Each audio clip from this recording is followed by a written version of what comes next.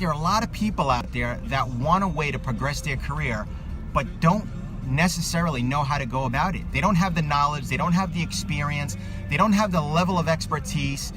Sometimes they don't have the environment or the people within their environment that are willing to take them under their wing, and teach them the necessary steps to get into their position.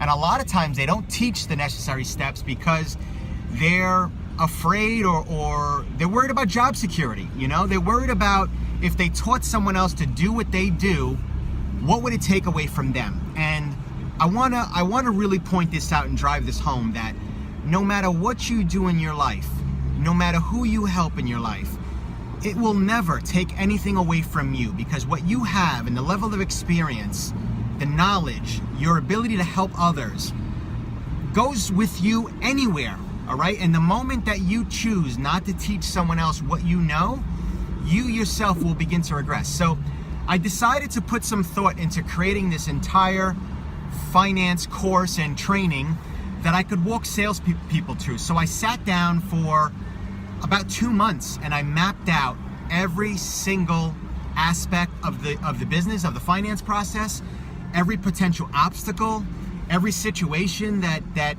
I encountered, the struggles I face and the struggles that salespeople and managers and people face.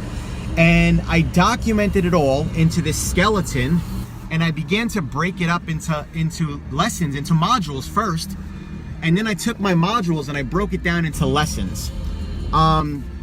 It then started to come together. And once I mapped this all out, I had to think about, okay, well, how am I going to display this? How am I going to show this to the world? How am I going to put it in a format that is learnable, right? I had to teach it. So I decided to create video lessons, and I took out a camera, and this process took me another 60 days where I took out my camera, my laptop, and I tried different environments, different sceneries to help keep the viewer engaged with what was going on, as well as teaching them every lesson that they would need to learn in order to take the steps and progress their career and become a finance manager. So I documented this into an online training, and when I was done, I was exhausted because it took me a total of 6 months to put this entire training together. And then I had to decide how much this was worth to someone. And based upon what someone can earn, right? A finance manager could earn anywhere from $85,000 to $200,000. And I'll give you a little example. So when I did F&I, I consistently made $160,000, $180,000. When I became finance director, my income jumped because obviously I had finance managers working under me and producing in a department. I was able to schedule trainings and help improve profitability.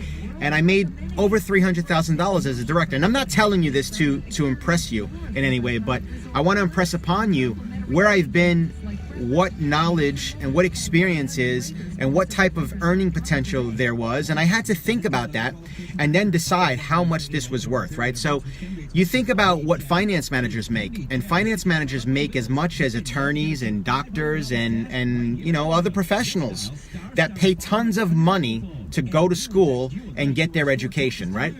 So what does it cost to go to college now? $60,000, $100,000 for a 4 or 6 year degree. And I had to think about that, right? So I did some research and I found some schools that actually taught finance, and the schools that I found were charging anywhere from $12,000 to $14,000. And I said to myself, these schools that are charging $12,000 to $14,000, who is their customer base, right? Customer base is salespeople. And most of the salespeople that I knew struggled from week to week, month to month. If they hit bonus, it was a good month. If they didn't hit bonus, they struggled, right? So how many salespeople can actually afford to spend $12,000 to $14,000, right?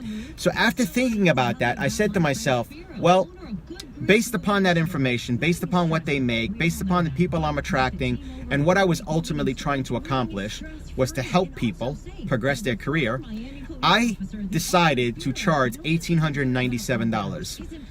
And even $1,897 was too much. But my feeling and my thought process was, if you didn't have skin in the game, if you weren't investing in your own success and investing in education, then maybe you weren't set out to learn. You know, maybe you just weren't in the position, right? Because maybe you weren't financially stable. And in order to be a finance manager, you have to be somewhat financially stable, right? Because you're handling the finances and the bloodline and the cash flow for a dealership. And the dealership depends on this money to do tons of things. Advertising, payroll, pay for cars, pay for inventory, just rent, their fixed expenses, their variable expenses. It's very expensive to maintain a dealership. So a finance manager's job is to maintain the financial stability of this dealership by ensuring that money is coming in. So they have to be good economic managers, right? You have to be good in your household, good at maintaining your bills, good at maintaining some savings and a nest egg, right? So I decided, you know what, with that being said, I'm going to cut the price in half and offer it for $997. And at $997, I said, hey, for $1,000, if these people can't afford to pay $1,000, then they don't deserve to progress their career, because they're just not putting themselves in a position to get there. So I decided to just keep it that way, and I started offering night school. I also started offering a 3-day training where I did Friday, Saturday, Sunday. And the problem with 3 days, Friday, Saturday, and Sunday, is in the auto industry, we don't really have time to take off on Friday, Saturday, and Sunday. That's the busiest time of the week for us, and it's game time, and getting time off that time period is very, very difficult. So I decided to just completely keep it online. Again, in video lessons, there are a total of 36 video lessons in this training that teach you every single step of the process, from start to finish, from what you need to begin to do mentally and physically to position yourself for consideration at your store, right? And that was in this live stream. And now I have it in my training course. So what you have to do mentally and physically to position yourself for consideration is very important. The things that you have to start doing back at your dealership are very important to positioning yourself for the next step. The things you learn, you're going to start to apply as a sales consultant. So my experience has been that sales consultants, after going through my training, while they're going through, they start to generate more income because they start to get a different perspective on the business.